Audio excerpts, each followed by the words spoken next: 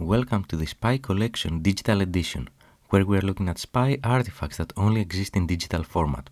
I'm Anastasios, and this time we'll look at the cyber espionage from North Korea targeting Russia's Ministry of Foreign Affairs and diplomatic missions during the Christmas of 2021. If you are reading our Spy News newsletter, you probably remember this story from January 2022. Back then we stated that private cybersecurity firm Cluster25 published a 19 pages long technical report on the 3rd of January analyzing how a North Korean DPRK cyber operations actor dubbed as Kony executed a cyber espionage operation targeting Russian diplomatic missions, members of Russia's Ministry of Foreign Affairs, during December 2021. The report mentioned there, this one, was the primary source of this episode of Spy Collection. As always, links in the description below. And here is how it all started. At the end of 2021, on December 20th, Russian MFA officials started receiving emails like the one you see here. This one was addressed to Sergei Ryabkov, the Deputy Foreign Minister, and, according to Cluster25, identical emails targeted Russian diplomats based in the Russian Embassy of Indonesia. Reportedly, as part of a larger cyber espionage campaign that started targeting Russian MFA officials in August 2021. To help our non-Russian speaking viewers, here is what this email says in English. Dear colleagues, Happy New Year. Check the congratulations app. Thank you. Sincerely, Embassy of Russia in Serbia. Notice that the sender was the Russian Embassy in Serbia. The North Korean cyber actors were able to impersonate Russia's Ministry of Foreign Affairs domain name to achieve that, and this is the first indication of the sophisticated nature of this cyber espionage operation. The operation was attributed to an actor dubbed as Kony. Of course, each intelligence organization has different sources and methods, so we cannot be absolutely certain that all of those code names refer to the exact same entities. But the general consensus is that all of them are part of North Korea's MSS, the Ministry of State Security, which is the primary intelligence agency of the country outside of the military. It's worth noting that originally the codename Kony wasn't referring to the actor, but one of the cyber espionage software implants that this actor had developed. Actually, is the same software implant that they used in this operation too.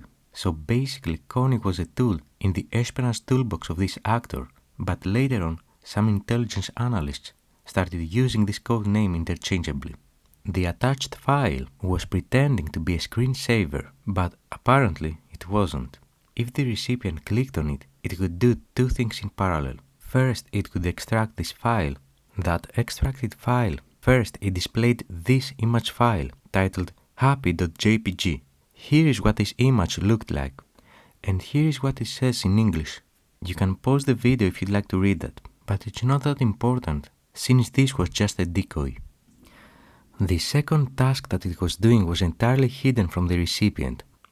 In the background, it was contacting this server, passing information about the compromised system, along with a unique identifier which was part of each of those emails, likely to ensure that only the actual targets are trying to access the command and control server and not any random internet user.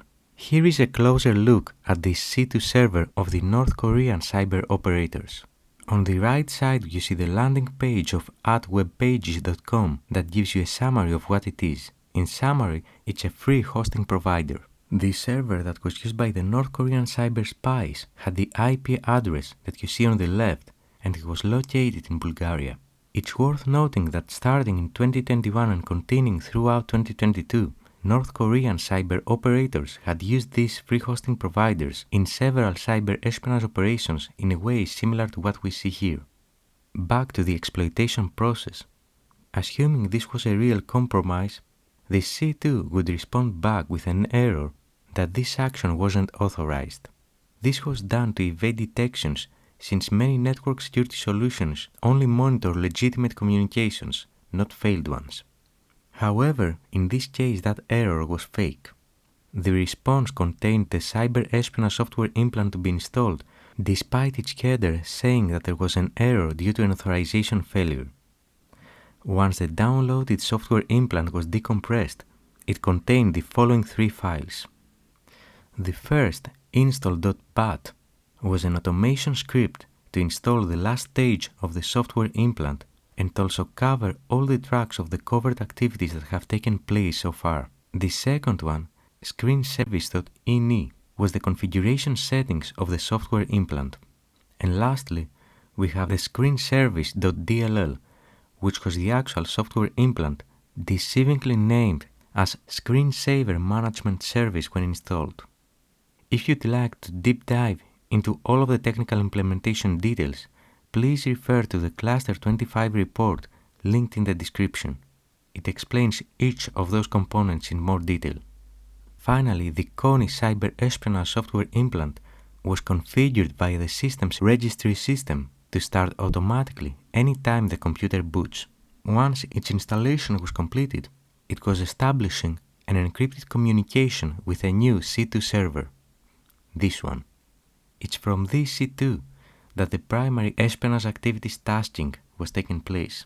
The operator was configuring on the C2 what they wanted to do, for instance, copy some files, enable some system features like the microphone, etc. The implant was regularly checking for new tasks to do from the C2, and once those were received and decrypted, it executed them covertly and sent back to the operator the results. Basically, anything that you see under this red line was performed covertly, without any obvious visibility to the computer's user.